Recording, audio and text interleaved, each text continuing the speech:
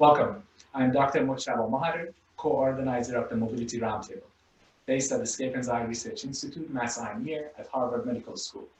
I will be starting the roundtable and introducing the speakers, and my co-organizer, Dr. Andrew Tomlinson from the University of Leeds in the UK, will guide the Q&A and close the session. The world as we knew it has changed, possibly forever. Mobility as the core of our daily life has also changed and continues to change, creating many questions. The Mobility Roundtable aims to discuss these questions by bringing together researchers, thought leaders, creators, politicians, and professionals. Mobility and art, influences and visions for the future of mobility. Today, we have a multidisciplinary panel of speakers to explore how art and mobility have and continue to mutually influence each other, and how art can help shape the future of mobility. Today's guests are Mr. Tim Maughan, Mr. Justin Garrett Moore, and Professor Jeffrey Schnapp. We're going to jump right in with our first speaker, Mr. Tim Maughan. Mr. Tim Maughan is an author and journalist, using both fiction and nonfiction to explore issues around cities, culture, technology, and the future. His work regularly appears on the BBC, New Scientist, and Vice Motherboard. Mr. Maughan's debut novel, Infinite Detail, was published by FSG in 2019 and selected by The Guardian as their science fiction and fantasy book of the year, and shortlisted for the Locus Magazine Award for Best First Novel. Welcome, team. Please. Well, thank you. Thanks for having me. I'm really excited to be part of this fascinating looking discussion today. Thanks for that intro. Like you said, just to repeat what you said, really, I'm a writer, novelist, and an occasional journalist, I would call myself, whose work focuses on the intersection between technology and issues like class, city, art, and labor. So apologies, I'm going to be talking mainly today about my own work and some collaborative projects, about how I use mobility issues to explore and illustrate the themes that fascinate me, and particularly how I think and write about them in regards to the future. So yeah, I do want to apologize because this might be a little bit rambling, and also it's going to be largely talking about myself, which sounds awful, but when you originally asked me to come along, and I was like, mobility, I wasn't really sure what that was, to be perfectly honest. And then when I started looking into it and started looking at my own work, I realized it's actually quite a core theme in my own work. And, it's a device that I use a lot, especially in my fiction writing, to illustrate points. So I'd like to kick off by talking about a project I did a couple of years ago with the multinational engineering company Garrett. If anybody knows Garrett, if you work in spaces of architecture or city or urban design infrastructure, I'm sure you know who they are. And they came to me with 4 climate future scenarios they'd come up with. I work on the periphery of doing kind of what was roughly called foresight and futures work, but in a different way to how a lot of people in that industry work. If you have a foresight consultant come to your organization or company, they usually will sit with you and do research, give you a report about the future. That's not a service I offer. You know, I come into this process much later, and that work's normally already been done. And I inject some fiction into it. I'm usually brought in to write short stories or create fake documents even, or news articles to illustrate that the research has already been done. And this was very much the case of this Garrett project, where they had spent, based on many years of their own foresight research, they had come up with 4 different scenarios set in 2050 for what our climate future may look like. And they'd come in and asked me, like I say, to write a short story for each of those that illustrated what a day in the life of living in that scenario would be like. And my approach usually when I do this is to find an activity or a theme that I can use in each of the scenarios that is very familiar to readers, but that at the same time illustrates the unique differences between the scenarios that are being presented. And in this case, I used a mobility one. I used the commute to work. I ended up writing 4 stories set in each of these scenarios, one set in each of these scenarios about how people got to their job. Something that, at least pre-COVID, was a very familiar experience for most of us. So just to quickly go through the 4 scenarios, they did one of these, I find them quite terrible, kind of quadrant systems where, you know, different factors, and they come up with 4 scenarios ranging from the quite optimistic to the very pessimistic to almost utopian to the very dystopian. And the first one of these they dubbed post-Anthropocene. And reading from their description from the report, this shows how societal conditions and planetary health might exist in a harmonious relationship, fortifying each other for mutual progress and benefit. Taman, a biotech project manager in Jakarta, is finding his place in this balanced world. And this was a setting, it's Jakarta, it's 2050. Jakarta has become this kind of recycling utopia based on very advanced biotechnology. It recycles everything. It recycles its water, it recycles its trash, everything is repurposed. It's a very utopian kind of bio-nanotech driven future.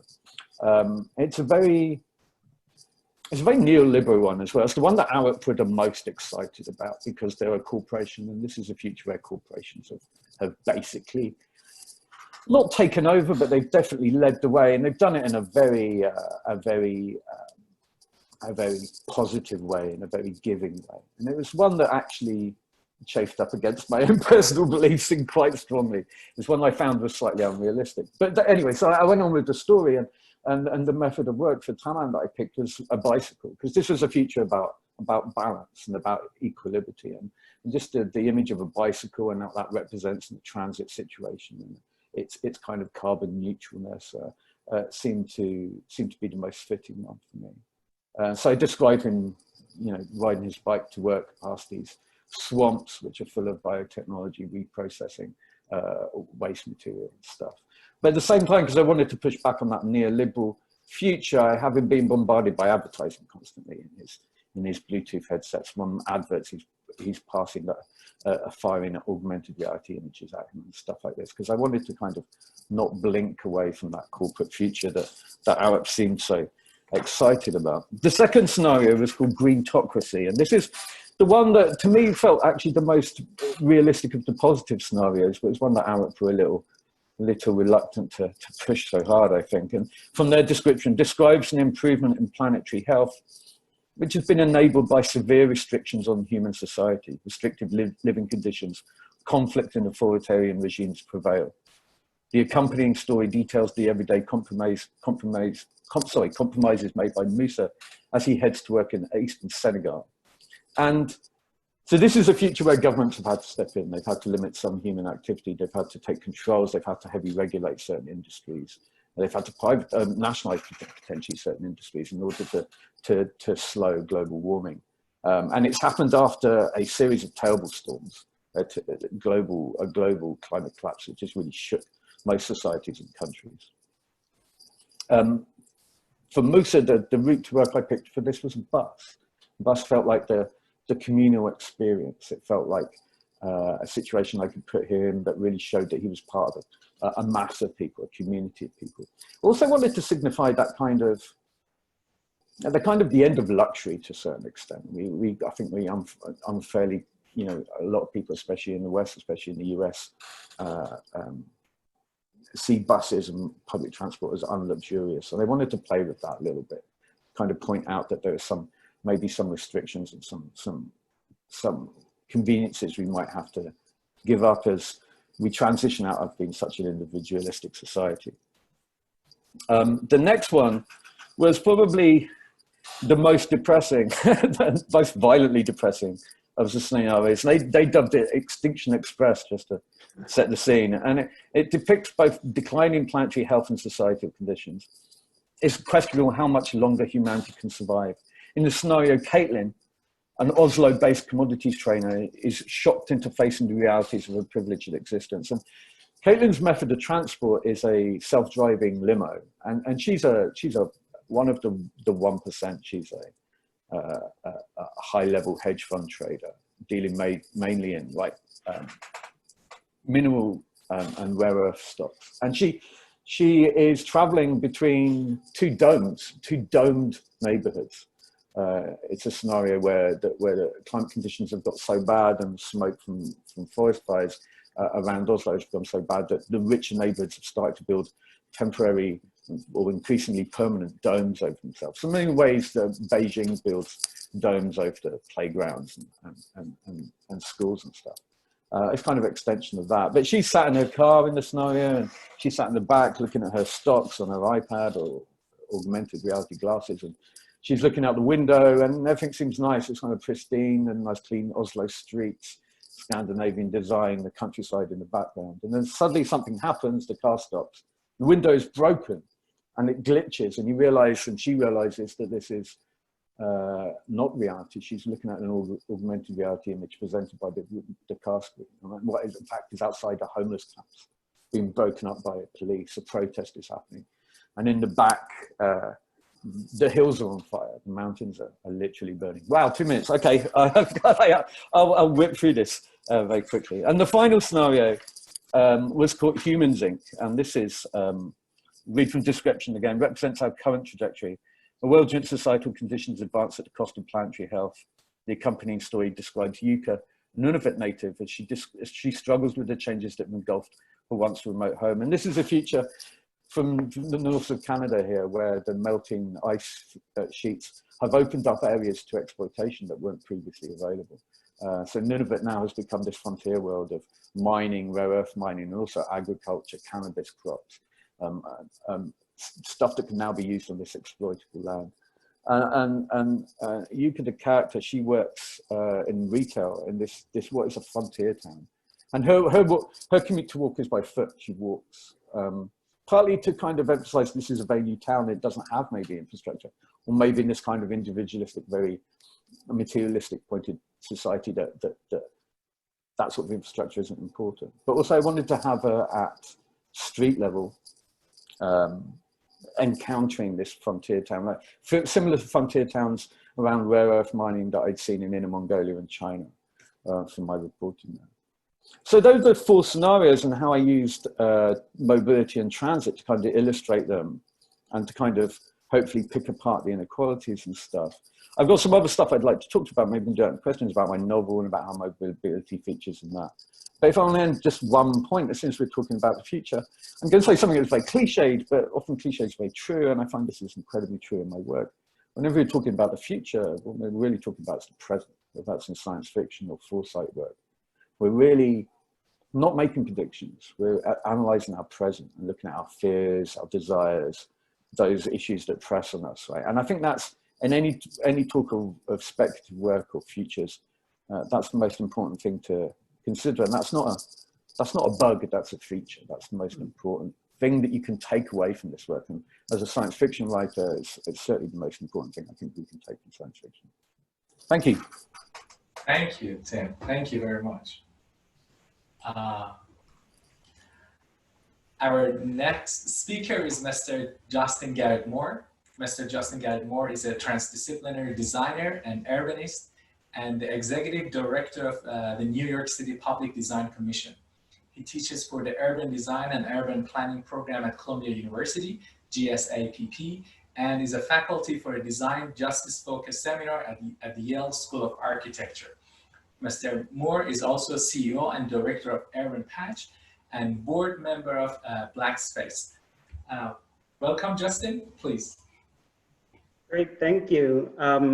And I did have some images or screen shares enabled. If not, I can get those to folks later. But thank you for bringing me into this discussion. And I wanted to start with this conversation about mobility, really from the lens of my role as someone working in public realm design. So looking at our rights of way, that's our streets, but it's also our parks, everything that is shared in common. And we need to understand mobility from the perspective of, really the sort of the conversations about our common space, our commons.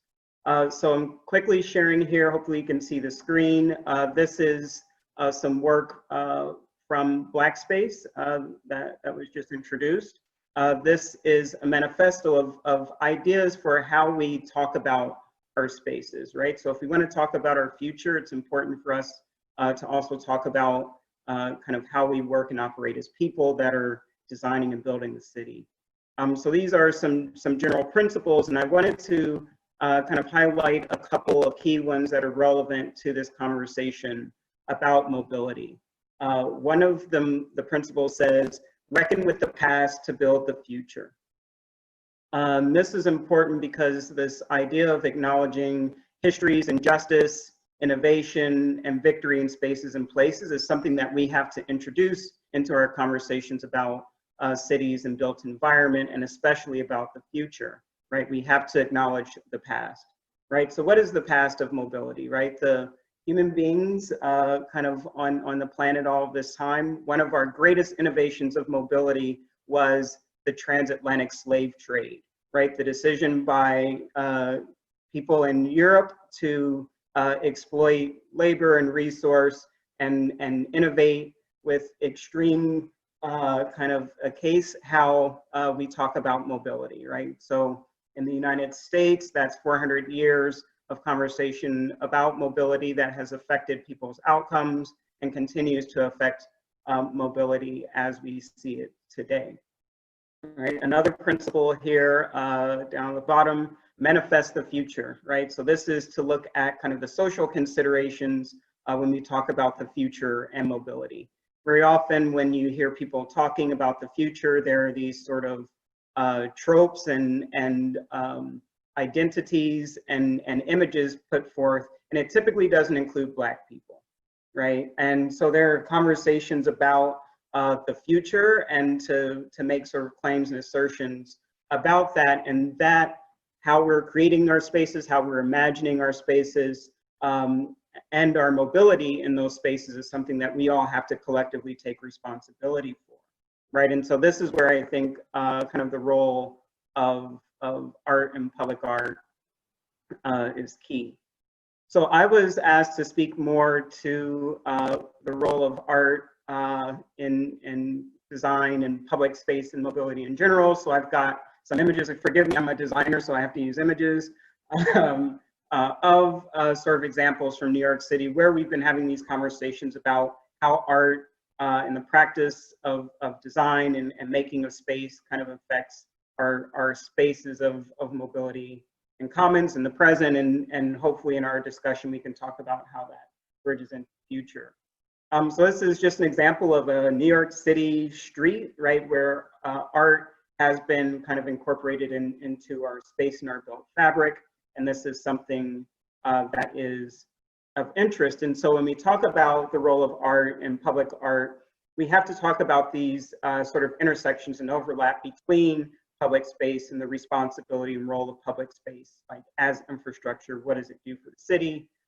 And of course, the role of art and innovation and creativity in art, but all those really need to be connected to community, right? The people, the population, as we talk about this work. And how do we do that takes a lot of different forms, but in New York City, we have, for example, actual laws and legislation that's put in place that make sure that art and culture are incorporated into our sort of building and management and design of the city.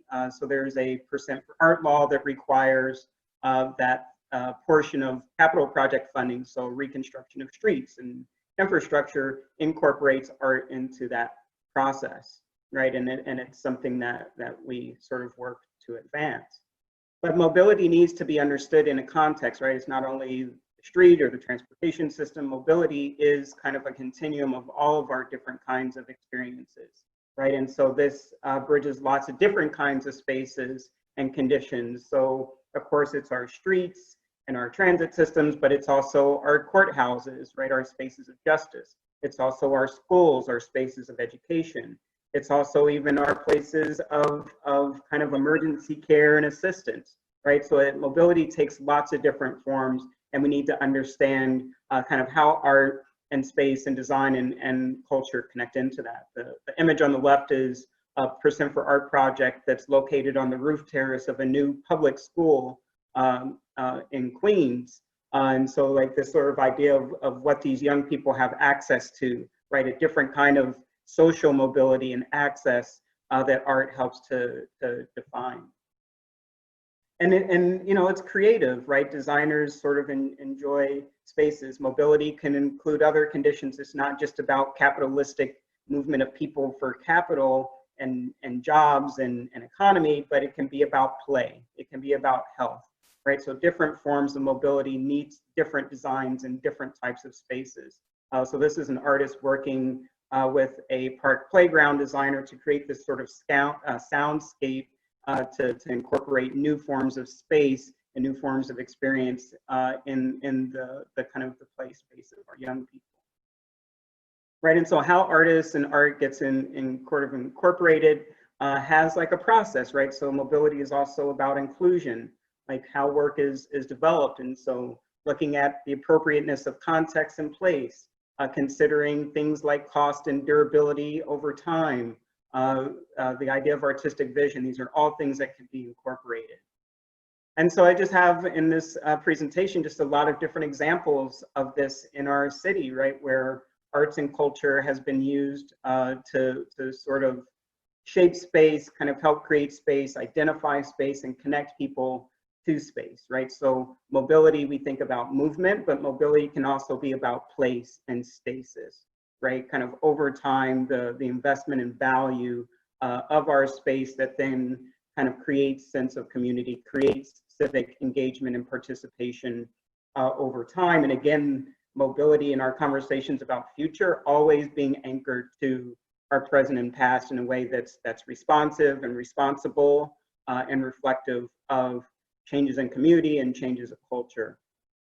And so there are different examples of that. This is a public art project in New York, in Brooklyn, and there was a historic bridge that had these stone sculptures in the bridge. That portion of the bridge was ultimately destroyed, but the public art, the artist sort of installed resin replicas of these monuments that had been destroyed and erased from this community and reinstalled them atop these pillars in kind of reclaiming the space of mobility in this kind of new future, right? You see all the skyscrapers and things that have been built since, right? But that presence of place and memory is still a part of the community. This is one I just put in for fun. It's a carousel in a city park. So a carousel is a different kind of mobility, but you'll see that the animals in the carousel are these kind of funny figures, and they're based on a workshop that the artist did with kids in the neighborhood, where the kids drew the animals and the artist fabricated them to be the carousel animals. And so the idea of joy and you know, looking literally to our future with young people is also a part of it. And this is the cover image that I showed. This is a sort of an intersection of a regular city neighborhood corner, right? One of the most important places of mobility in a city is the intersection, right? Your corner. And so this is work that an artist did to look at all the culture and heritage of this predominantly Black African-American community in Brooklyn, and looking to kind of artifacts and kind of elements of the neighborhood that were important, and incorporated them into this sort of star that collected all of these histories and associations in the place, and working again with young people, the kind of the future of that community being connected to the incorporation of art into the street, into the sidewalk, into the plaza, with young people participating in that process. So we have a lot of different kind of versions of that. And just one thing I wanted to note is that the administration of our spaces is important. So I'm the head of the Design Commission. You'll see in the image on the left, 1926, the Design Commission used to be exclusively white men and a secretary. Today, the Design Commission is more reflective of our demographics and diversity of New York City, which is kind of a global city with people and cultures and ideas of all kinds, right? So our past, presents, and futures look very different from those that would have been developed by the Commission for most of its history. And so when we have that kind of role, right, the kinds of artwork and the kinds of conversations that we get in our public spaces and public realm are different, and have different references and have different kind of markings of space and future as we think about kind of the city as an art collection, right? That our public spaces, our streets kind of have this sort of marking of art and value and in different kind of modes of interaction and operation for how artwork in space and future can be imagined and connect to different kinds of communities, whether those are spaces of infrastructure, kind of going through immigrant communities, or whether those are interior spaces of mobility, right? Spaces of mobility in buildings that encourage people to take the stairs and to be more active and more healthy rather than taking the elevator, right? And that public art is a way to kind of create new modes of interaction and exercise of culture and identity and care. And finally, you know, these need to happen in different modes and scales. And so this is in New York City's subway, right? Our main engine of mobility in New York. We have our subway, and that art and public art is an important part of this space, right? So this is kind of a mosaic for one of the entry tunnels by Zenobia Bailey. And in the new 2nd Avenue subway, the city's first new subway in a long time, incorporates these wonderful mosaics by artist Chuck Close, kind of capturing like the people and the sense of urban and New York City life, kind of as we all are making our movement. And so I'll end just by saying that we've got a kind of a pattern over time. So, you know, if we talk about future, we need to again talk about the past.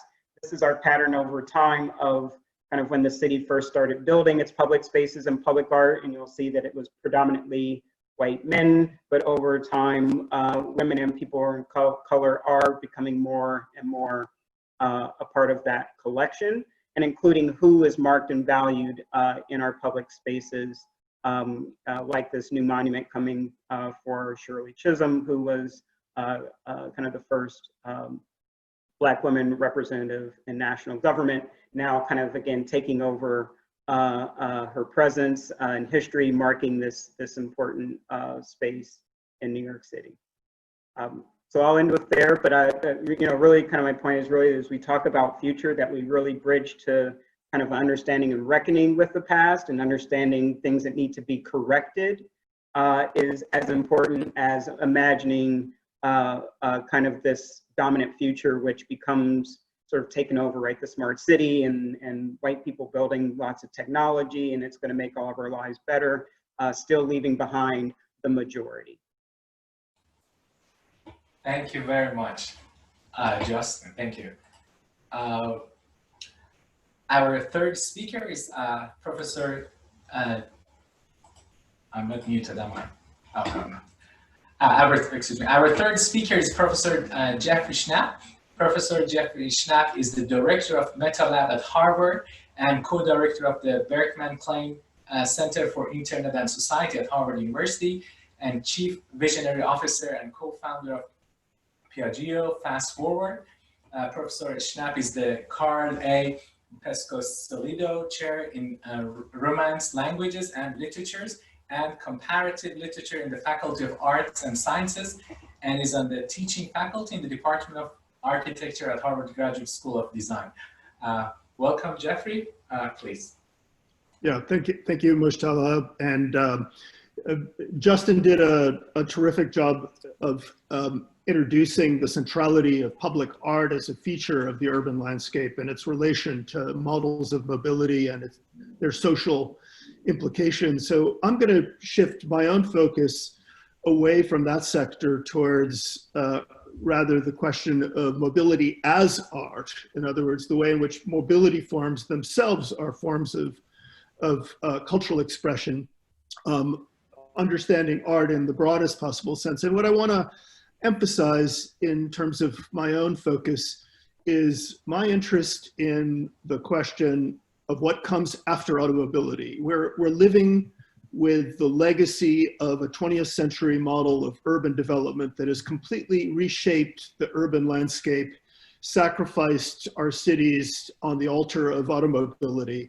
And I think one of the things that the pandemic has been brought to the fore, has accelerated, is a conversation that's been going on in urban planning sectors. I think that Tim already anticipated some features of this argument, which is to pose the question of what comes after automobility. In other words, what does a world look like where forms of mobility that have been pushed to the side by the kind of dominant role that automobile-centric planning assumed in the course of the 20th century. What does that new space look like? What are the new models, social models, models of not only how we move around the world, but how we interact with that world, how we re-engage with that world? Those are the questions that really interest me in particular, both as a technologist involved in the field of robotics, the development of robotic vehicles, but also as a cultural historian. And what I want to underscore is really, maybe it's an obvious point, but I think it's a central point, that mobility is not just one item on a long laundry list of elements that make up who we are, the cultures, the societies that we belong to, the social models that we embrace. It really is the defining one. Human beings are bipeds. Our bipedal identity shapes every aspect of our cognition, of our models of social interaction, and the societies that we have built can all be defined by the ways that we move. So automobility versus a pedestrian-centered or walkable world, those are colliding universes that really have deeply embedded values in them, and each of those choices, each of those models. And in the course of the history of human mobility forms, those choices have always been animated by forms of personalization. So art is really part of the history of mobility in a kind of deeply embedded way. And this includes even the most fundamental expression of human independence and autonomy, which is walking itself, our bipedal action. In the 18th century, just to cite one example, there were manuals on the art of walking, which were among the best sellers of the period. And why was there an art of walking? Because walking was considered a form of personal art, of expression associated with fashion, associated with how we consume the civic spaces that make up the city. And there was an extremely complex and elaborate social code, cultural code around the ways that people walk, whether they slid, whether they strode, whether they gambled.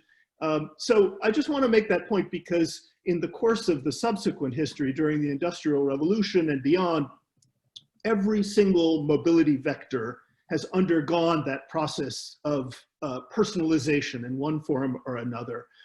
Think of the customization culture around automobiles. Think of the artistic practice around bicycling that I experienced in person because I was living in San Francisco at the time when critical mass first emerged and became a kind of social movement in the streets that occupied the center city of San Francisco, much to the despair of automobile commuters.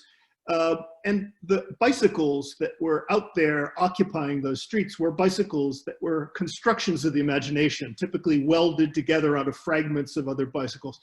The same goes for scooters, for motorcycles, for really every form of mobility that humans have characterized human history. What I want to sort of close with is really thinking about that question of what a world where we repersonalize, we re-engage with walking, which is again, that most fundamental expression of human mobility and independence, and recover some of that sense of playfulness that was so central to, for example, 18th century London, where walking was a really profound expression of personhood, as well as of social values, a form of communication, a cultural form. And I think that this issue takes on a particular meaning under the circumstances that we're in right now, where the conversation about the present and future of cities is a conversation about the 15-minute neighborhood. It's a conversation about super blocks. It's a conversation about reoccupying city streets, about recovering spaces that have been sacrificed to the storage of automobiles, like parking spots, or the streets themselves, and returning that kind of perversely mixed, intermingling space that characterized pre-automobile cities. And that's a space in which I think there's also the opportunity for some invention. And I'm going to also share my screen just briefly to show you the point of engagement, which is my most immediate point. I'm not sure if I can actually share here. Let's see. I'm not seeing the screen that, okay, I'm just going to send you a link instead because I don't see. I think, can you see the green button? Is it as it's yeah, but I'm getting I'm getting a desktop image that is not showing the Chrome page I was going to show you, but we'll give it a shot and see what comes up. Okay. No, it's not allowing me to. Okay. I'm just going to send a link because that's fine. It's not a problem. I'll send it in the chat box. I can try. There we go. Which is just to show you the kind of robotic vehicles that the company that I am the co-founder of has been creating, which are they're transporters, they're cargo vehicles, but they're cargo vehicles that use all of the technologies associated with self-driving cars, but instead of trying to replace human mobility, these are vehicles that support human mobility, that remove one of the reasons why the citizens of 21st century cities continue to choose reaching for the keys to the car instead of going out on trips that are often, in the case of the United States, some 35% of trips are a mile or less. Those are trips carried out in automobiles that are contributing to, of course, the sort of environmental devastation that is compromising the entire globe. So what if the world of walking becomes a site for creative practice and thinking and engagement, where vehicles are just one expression of an attempt to create the kind of connective tissue that re-engages us to the spaces we live in, reconnects us to that scale of the local, the neighborhood, in ways that get us off of our little screens and get us back into the world and interacting with other human beings, but not in a way that's technophobic, but rather in a way in which technological devices contribute to building that connective tissue. That at least is the vision that animates the work that I do as a technologist. And I see this not as the answer to the mobility challenges we face, but rather as one piece of a larger mobility ecology that I think we're trying to build as a society that will take us beyond the world of automobility towards something that I would hope is more aligned with the kinds of values that, that Justin was articulating in his presentation, and that is not the fulfillment of one of Tim's most apocalyptic scenarios, but rather maybe closest to, of the four that you mentioned, Tim, maybe it's the greentocracy model of social reorganization, shall we say. And I think I'll stop there. Thank you, Jeffrey. Thank you very much. And now would like to hear your thoughts and questions you might have from each other, the panelists, the speakers. I'm going to unmute Tim, Justin, and Jeffrey. Please go ahead. Thanks, everybody. That was fantastic. Thanks so much, Justin. I have a quick question for you, actually. A huge obsession of mine since I was a small child, to be honest, and then just was one of the most exciting things about moving to New York in my late 30s was graffiti culture. I'm just obsessive about hip hop graffiti culture and street art. And I'm from Bristol originally, which is the city in the UK, which is the home of Banksy. Famously, everybody knows Bristol because Banksy's from there. And it's fascinating to watch. I watched Bristol spend, 25 years doing everything it could to prosecute street artists, and then 10 years to do everything it could to promote them after Banksy became famous. And the city itself, runs a couple of like street art festivals. So it's gone from policing to promoting in quite a drastic way in quite a short amount of time. I just wondered how you see that kind of graffiti and street art culture fitting with this public art model that New York has, because I mean, I know very well that it's unfortunately become and historically been a very aggressive and racialized police, like, you know, touch point for the NYPD. They use that often as an excuse to prosecute and oppress communities in NYC. But I just wondered how you see that kind of literally very street up public art projects fitting with the work you were describing. Sure. Yeah, this is a huge issue. And if we talk about mobility, we have to talk about control and policing, right? They go hand in hand. And the sort of the role of policing in society and spaces is something that needs a lot of kind of inquiry and challenging. You know, there's a good example in Louisiana recently. There were sort of 3 Black teenagers walking down the street. A white man driving a truck hit the 3 teenagers walking in the street, and the teenagers were charged with a misdemeanor for not wearing reflective gear and for walking in the roadbed. Well, the issue is there were no sidewalks where they were walking, right? But our policing structures and policing systems are designed to privilege certain people over others, right? And so in New York, there obviously been a lot of conversations lately with defund the police, right? Looking at kind of where and how resources are allocated, and that kind of better kind of resourcing public realm social conditions is a part of that. And so I put in the chat a link, something that we've done very recently, and you all have probably been following all of this, is that there were these kind of taking over of the actual right-of-way, kind of the roadbed of streets, with art installations by Black Lives Matter activists in the city that were actively kind of pushing and challenging the nature of policing in the city. And so there's this sort of public battle of the control of space, right? So a lot of people associated it with kind of just the public statement of the message, Black Lives Matter, but there's another dimension to this, which was a conversation about the actual taking and claiming and controlling of space. So the link that I shared with you, that's kind of an article that talks about the direct participation of artists along with that activist movement and challenge to conditions of policing. And so we worked with architects, designers, and artists along with Tats Crew. So Tats Crew is a sort of a famous Bronx-based graffiti collective.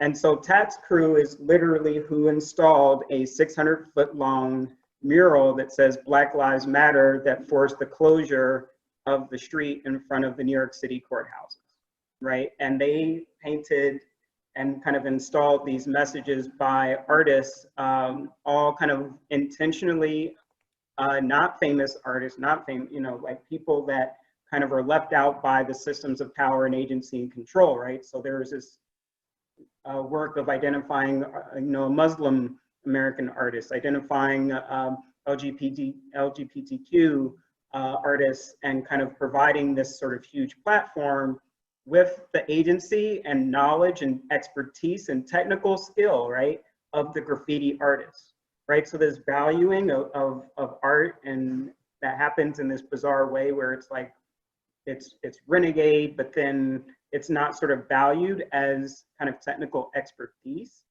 But there were very few people that could execute this, and they were the graffiti artists, right? And so that taking and claiming a space is something that we see happening, and it's an important conversation to kind of keep bolstering those relationships and interactions, right? The Black Lives Matter mural that, like, you know, the mayor had the Department of Transportation paint in front of Trump Tower wasn't the same kind of a project, right? Like at all, not even close. But this one that engaged the graffiti artists was an incredibly different result and had a totally different kind of feeling of what it did for that space.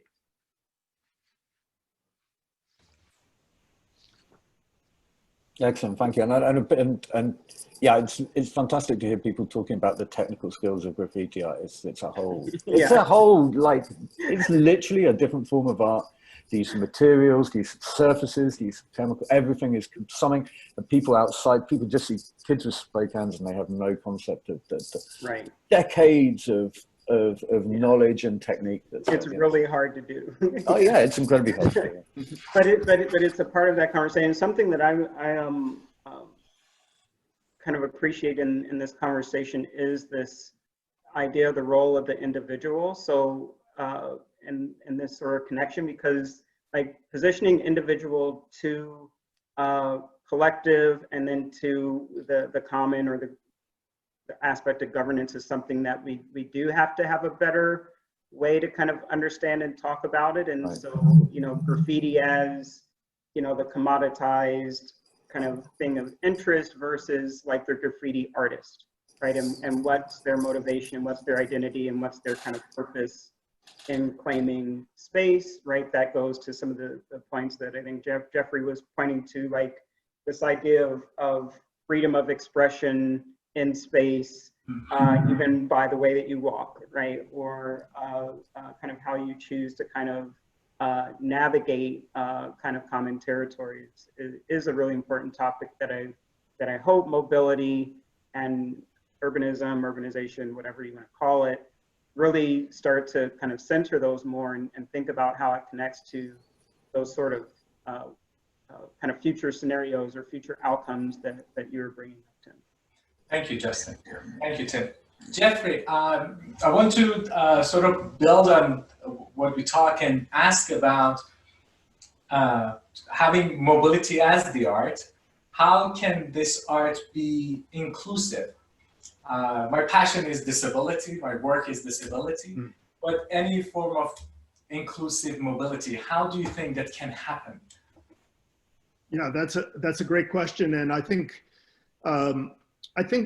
in my view, inclusiveness is an extension of trying to even innovate and refresh and renew, if you like, those most fundamental forms of mobility, which in my presentation I focused on walkability. But of course, walkability, if we look, for example, at ADA standards, what have the ADA standards done? Well, they've taken legacy, you know, urban spaces and gradually transformed them and made them available, accessible to people who cannot walk, who have mobility challenges, who may be consigned to wheelchairs, and allowed them to enjoy precisely those kind of core, that kind of core freedom of movement that we associate with citizenship itself.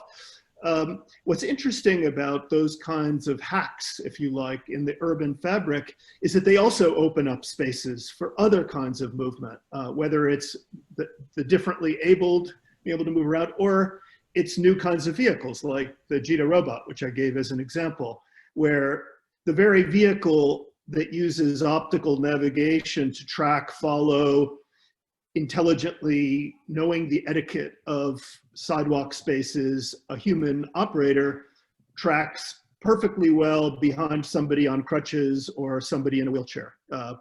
And wheelchairs do not have cargo bays. Like anybody who's ever lived in a wheelchair knows just how difficult it is to move around the world with things, with objects. It's one of the impediments that is just a continuum, like a kind of natural extension of people's existences when they face mobility challenges. So I think what is needed is invention and attention, a certain kind of attention to these mobility challenges. And it's for that reason that I really see a kind of complementarity, if you like, between many of these vectors, which might seem like they're separate, but they actually are tracking, I think, in a common direction. And I think the role of ramps in ADA compliant and built environments is a great example. My friend Sarah Hendren has just recently published a book on this subject, which really makes this point that these kinds of design interventions often look like they address a single problem, but in fact what they do is they open up a legion of possibilities that expands the compass of mobility forms. And I think that's an approach that is going to be really important to the future mobility in, towns and cities, but more broadly in the field of architecture, in the way we even design, residences, we design neighborhoods, we think about commercial spaces. The benefits of expanded access are not just for a single, group, but they spread across the spectrum of communities and open up new models of community and community interaction. Thank you, Jeffrey.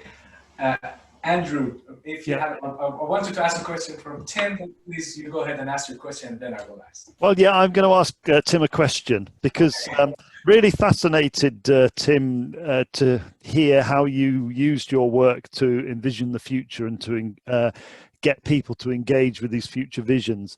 But when you write fiction about the future, particularly about the city, I get the feeling normally it might be a little bit on the dark side. How is future fiction, which is more positive, how is that received? Do people perceive it as realistic, or do they think are they much more accepting of a dark vision of the future compared to an optimistic one? That's a really good question, and one that I'm constantly trying to get my head around in a kind of purely professional and kind of almost like a commercial perspective. Science fiction this is a dangerous question to ask me because a rant could be triggered. But like science fiction is a quite an unusual place at the moment. It's very, very focused. It's not so much, this is the weird dichotomy, it's not so much about optimism versus pessimism. Science fiction, the commercial side of it is, what's popular is escapism. But that escapism doesn't have to be pessimistic. In fact, a lot of the time that escapism so it doesn't have to be optimistic. A lot of the time that escapism is very pessimistic. And so that's tricky for me because I write stuff that's not particularly escapist and it's not particularly optimistic either. But what I write gets called dystopian all the time, and I'm not always completely comfortable with that title. I don't know if it's a particularly useful tag to apply to stuff any more than utopian is. But any dystopian story, any story that talks about these issues is always a kickback in some ways. It's always describing some resistance. My work is always describing some resistance. That might be like in the case of my novel, some incredibly like high level resistance where, a group of activists end up shutting down the internet, or it might be in short stories, small acts of resistance. I wrote a story, a mobility thing called Elevated, which is about dollar van networks in New York City. If people know what dollar vans are, they're the informal kind of like slightly illegal networks of buses run by private operators that fill in the gaps of that the subway doesn't.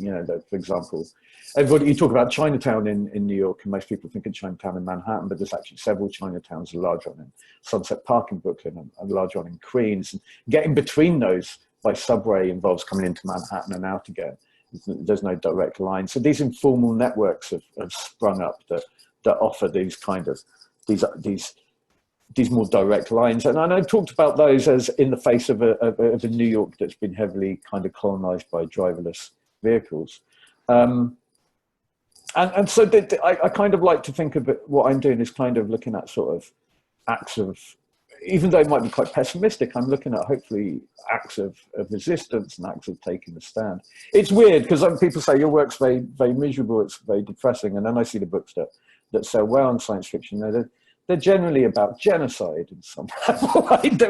It's either a Game of Thrones time genocide, or it's a Star Wars style genocide where the book opens with the character's motivation being revenge for his entire planet being wiped out. And I look at this stuff and go, how's my work depressing? And my body count is much, much lower than wiping out billions of people.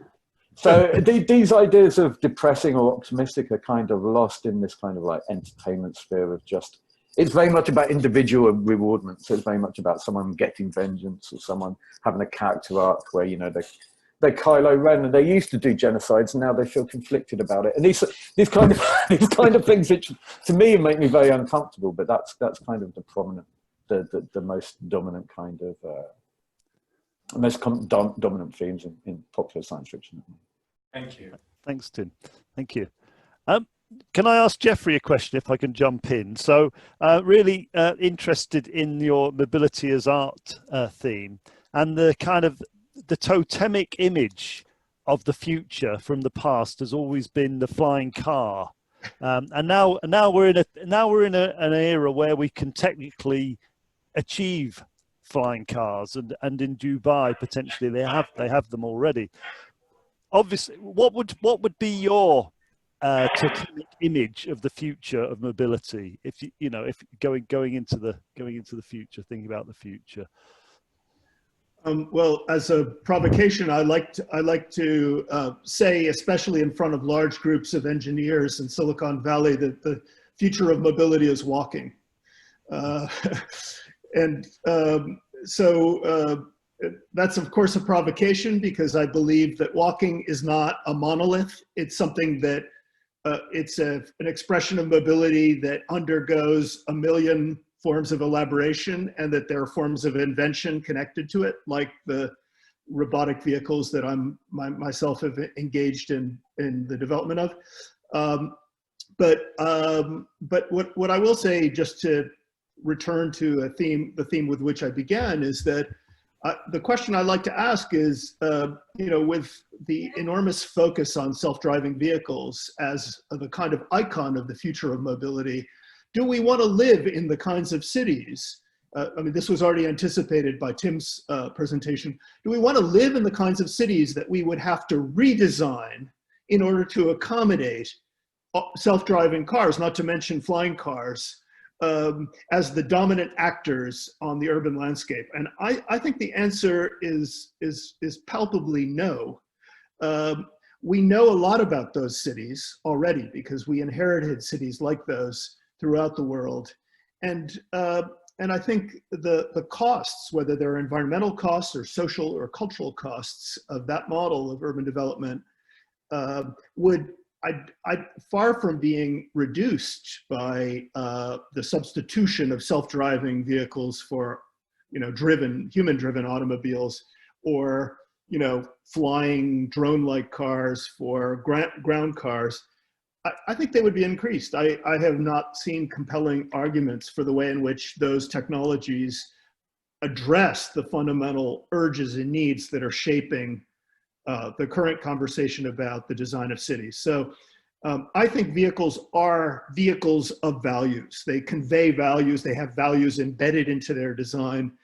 And I see the kind of work that excites me, at least, as being in a critical position vis-a-vis certain models of technology development that are correlated to visions of the future of the city, that I think are just fundamentally at odds with the key challenges that we face on a number of fronts, from social justice to the environment.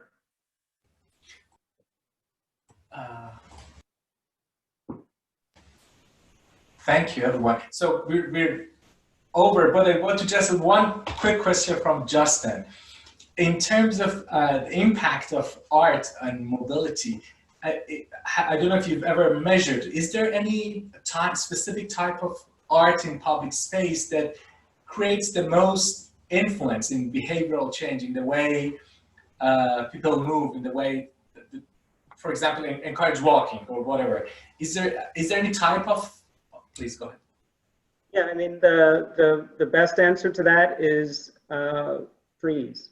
So some of you may know, many different kind of artists, environmental artists, have done projects incorporating planting in the city. So Joseph Beuys famously did in Chelsea with the Art Foundation, his Oaks project, where he did these sort of monuments of monoliths and trees. And that was a neighborhood that was largely industrial, and sort of like the kind of the guerrilla act of having sort of tree canopy kind of taking over and redefining those sidewalk spaces provided shade, provided kind of the patterns of greenery and environment that there are a lot of studies and research that look into kind of the impact that has on people's mental health, but also obviously environmental health. And so there are many artists that have been working to incorporate kind of environmental considerations from stormwater to shade and air quality into their work. And that absolutely has a huge impact on the success of spaces of mobility. Thank you, Justin. Sorry, Andrew, back to you. So thank you very much for all the speakers. I think we have to finish now. We've got to the end of our time slot. So it's been if I can just say, we always find that these roundtable discussions take us in different directions to the ones we anticipated. And today's discussion has been like that. It's been an eye-opener for me, somebody who comes more from a kind of an engineering-oriented view of mobility. It's just been fantastic to hear about this diversity of experience and the diverse ways in which art can be used, either as a tool, for example, to envision the future, or as a way to encourage spaces to become more livable and more at a human scale, as we saw some fantastic examples from New York. I like the New York City. I like the sound playground was really exciting for me, and also actually thinking about the way using art to thinking about the way we move around, mobility as art. All very interesting topics. So I hope everybody has found it an interesting and engaging roundtable. If you've enjoyed the discussion today, we do have one of these roundtables every month. The next one will be on Thursday, the 17th of September, where the subject will be mobility and the roads to automated vehicles. So something that Jeffrey touched on. Is it a new highway or a dead end? So as usual, the roundtable will start at 1200 midday Eastern Standard Time, 1700, 5 o'clock in the afternoon in the UK, or 1800 in mainland Europe. So thank you for your attention today. Thank you to all the speakers, and we hope to see you again next month.